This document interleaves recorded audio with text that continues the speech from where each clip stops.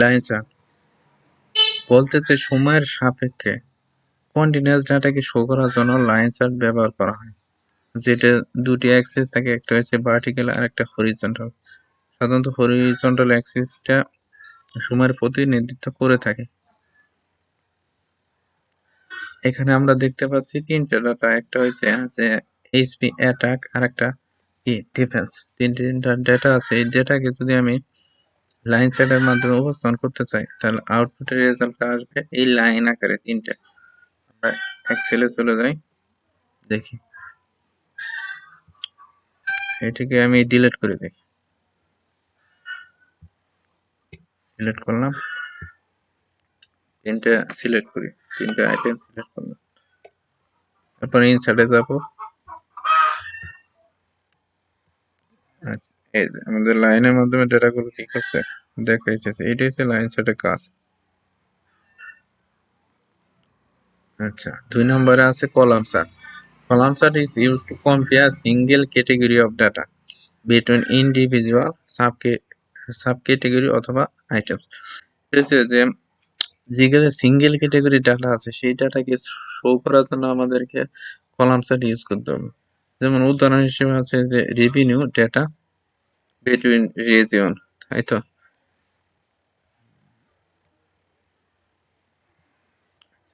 এই কলাম চার্টের একটা এক্সাম্পল হলো ক্লাস্টারেড কলাম চার্ট।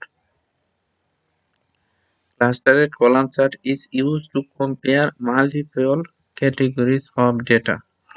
কলাম চার্টে শুধু ছিল সিঙ্গেল ক্যাটাগরি অফ ডেটা, আর ক্লাস্টারেড কলাম চার্টে আছে কি মাল্টিপল ক্যাটাগরিজ অফ ডেটা। এইখানে তিনটি ডেটা আছে, এইচপি এটা আর একটা ডিফেন্স। এই তিনটি ডেটাকে যদি আমি ক্লাস্টারেড কলাম চার্টের মাধ্যমে দেখাতে চাই তাহলে এরকম দেখাবে যে এই যে একটা দুইটা তিনটা, তিনটি ডেটা আছে। যেমন হচ্ছে 1 নম্বরে আছে 3টা, তারপর হচ্ছে 2 নম্বরে কি 3টা, এইভাবে ডাটা শো করবে। আমরা যদি এক্সেলে যাই তাহলে দেখতে পারবো যে কি হয়। এক্সেলে এখানে যেহেতু পূর্বেই প্র্যাকটিস করা আছে, এই যে দেখো এটা হচ্ছে ক্লাস্টারের কলাম চার্ট। আমাদের আউটপুটের রেজাল্ট আছে এরকম। আমরা এখন নিজেরা দেখবো যে আসলে আসে কিনা। যেমন এই তিনটে আইটেমকে আমি সিলেক্ট করি, সিলেক্ট করলাম, এরপরে ইনসার্টে যাব, যাওয়ার পরে কলাম চার্টে যাব, তারপর কি ক্লাস্টারে কলাম চার্ট ক্লিক করলাম। এই যে আছে আমাদের রেজাল্টটা এরকম আসবে।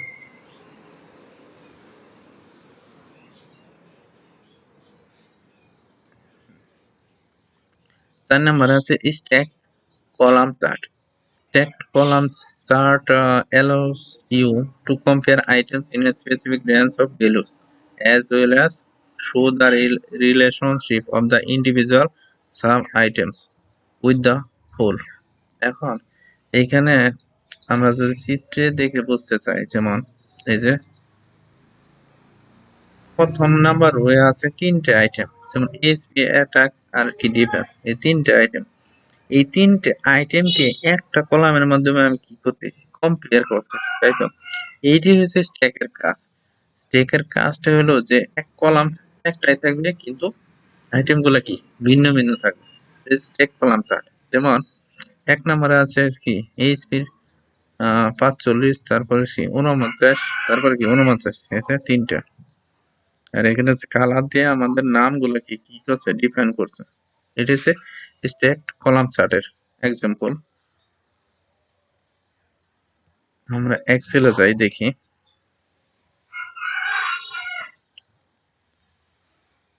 আচ্ছা, এটাকে ডিলিট করে নেই, তারপর আমি তিনটা সিলেক্ট করব। আচ্ছা, চারটা করি, তারপরে ইনসার্টে যাব,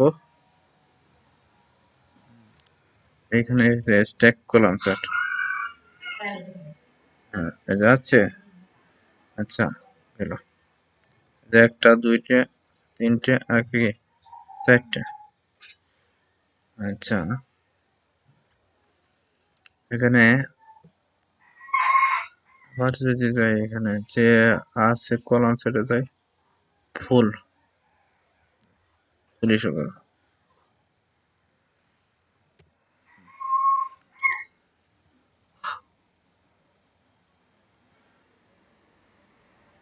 পাই চার্ট দেখি। 5 নম্বরে আছে pie chart. Pie chart represents the distribution of proportion of each data items over a total value। মানে আমাদের যদি সামগ্রিক কোনো ভ্যালু থাকে, সেই সামগ্রিক ভ্যালুটাকে ছোট ছোট ভ্যালুর মাধ্যমে কিন্তু আমাদের সামগ্রিক হয়েছে। এই জিনিসটা হচ্ছে পাই চার্টের মাধ্যমে আমরা দেখতে পারবো। যেমন এইখানে দেখেন, টোটাল যে 100% আছে, এইখানে আমি 3টে ভ্যালু ইউজ করছি। এই যে এইচপি, অ্যাটাক আর কি ডিফেন্স, এই 3টে ভ্যালু। এই 3টে ভ্যালু যে কম্পারিজন, এইটাই কিন্তু আমি পাই চার্টের মাধ্যমে দেখতে পারতেছি। এখানে এক্সেলে যাই, এই যে পাই চার্ট, মানে এটাকে ডিলিট করে দেয়।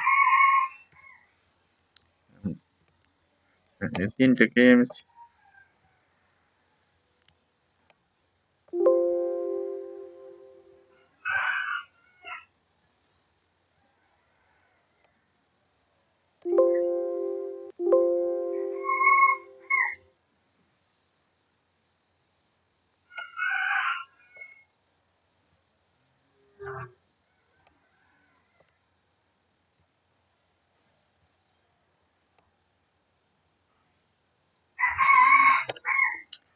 সিলেক্ট করলাম। এরপরে আমি পাই চার্টে যাব। এই যে আমাদের আউটপুট আসছে যে এইচপি ডিফেন্স, এটা হচ্ছে পাই চার্টের কাজ। এই যে এখানে কিছু স্টাইল আছে, ভিন্ন ভিন্ন স্টাইল আছে, স্টাইল গুলো ইউজ করা যেতে পারে। তারপর কি আছে দেখি, এরপর হচ্ছে বার চার্ট। এখন bar chart is used when there are more than 3 categories of data. আচ্ছা, পাই চার্টটা সবচেয়ে কম্পেটিবল হচ্ছে 3টে ক্যাটাগরির জন্য ডাটা, কিন্তু এর চেয়ে যদি আমরা বেশি ক্যাটাগরির ডাটা আমরা দেখতে চাই, তাহলে অবশ্যই বার চার্ট ইউজ করতে হবে। যেমন এই যে এখানে বার চার্ট, আমরা এক্সেলে যাই,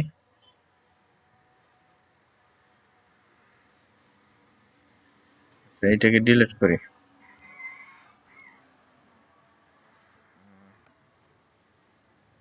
ওই 3টে আমি শো করি। ইনসার্ট, বার চার্টে আসলাম, 2D আছে পেয়েছে বার চার্টের কাজ। হুম, এরপরে দেখি এরিয়া চার্ট। এরিয়া চার্ট হচ্ছে একটা এরিয়ার উপর ভিত্তি করে এই চার্টটা কাজ করবে। আর মানে এইখানে এই 4টে ডাটাকে যদি আমি দেখতে চাই, তাহলে এই যে বিশাল বড় একটা এরিয়া নিয়ে কাজ করছে। এক্সেলে যাই, এরিয়া চার্ট। আচ্ছা, এটাকে ডিলিট করি, 4টাকে সিলেক্ট করি। 3টে সিলেক্ট করলাম, ইনসার্টে যাই,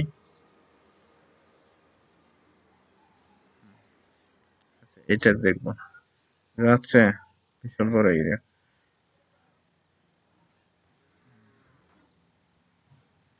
আচ্ছা, 8 নম্বরে আছে যে বাবল চার্ট। বাবল চার্টটা এরকম একটা চার্ট, বলতেছে যে variation of X Y scatter chart. মানে স্ক্যাটার জিনিসটা হলো যে ছড়িয়ে ছিটিয়ে থাকবে। যেমন এইখানে আছে যে এই যে একটা চার্ট কিন্তু আলাদা আলাদা, মানে কারোর সাথে কারো ম্যাচিং নেই, কিন্তু ছড়ায় ঠিকই আছে। এটি হচ্ছে বাবল চার্ট। আর এক্স বলতেছে, এক্স অ্যাক্সিস বলতেছে এইটুকু, আর ওয়াই অ্যাক্সিস কি এটা। আচ্ছা, দেখি আমরা এক্সেলে যাই। আমাদের কাজটাই হলো প্র্যাকটিস, আর প্র্যাকটিসের জন্য এত কিছু। আচ্ছা, এটা ডিলিট করি।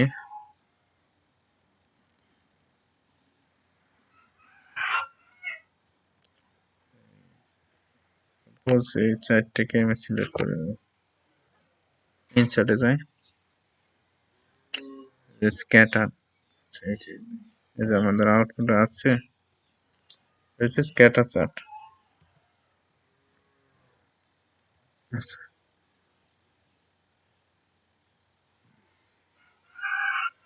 এই হলো টোটাল আমাদের 8টা ক্যাটাগরি চার্ট আছে। আচ্ছা, আর part 2, basic formula and function in Microsoft Excel. Microsoft এক্সেলে কিছু কিছু ফাংশন আছে, যেমন সাম ফাংশন আছে, যেটার কাজই হলো যে যোগফল যোগফল প্রকাশ করবে। যদি একাধিক ভ্যালু থাকে সেটা যোগফল যদি আমরা বের করতে চাই তাহলে সাম ফাংশন ইউজ করতে পারো। আর ম্যাক্সিমাম বলতেছে যে ম্যাক্সিমাম ভ্যালু, সবচেয়ে বড় যে ভ্যালুটা আছে সেই ভ্যালুটা রিটার্ন করবে। আর মিনিমাম হচ্ছে মিনিমাম ভ্যালু, এভারেজ তো এভারেজ, কাউন্ট হচ্ছে কি গণনা, আপার মানে হচ্ছে আপার কেস। যদি কোনো ক্যারেক্টার স্মল কেসে থাকে তাহলে আমাদের কি আপার কেসে শো করতে চাইলে এই আপার ফাংশন ইউজ করতে পারবো। আর তারপর হচ্ছে কি লোয়ার, এরপর হচ্ছে ইপিএস, নেস্টেড ইপিএস। আচ্ছা, প্রথমটা দেখি, বলতেছে সাম সাম ফাংশন আর return the summation of value from J5 to J9। এখানে J5 হচ্ছে ইনিশিয়াল ভ্যালু আর লাস্ট যে ভ্যালু আছে এটা হচ্ছে কি J9। এই J5 টু J9 এর মাঝখানে যতগুলো ভ্যালু আছে সবগুলো ভ্যালুর যোগফল যদি আমি দেখতে চাই তাহলে সাম ফাংশন ইউজ করতে হবে। যেমন আমি যদি এক্সেলে যাই, আচ্ছা এক্সেলে যাই,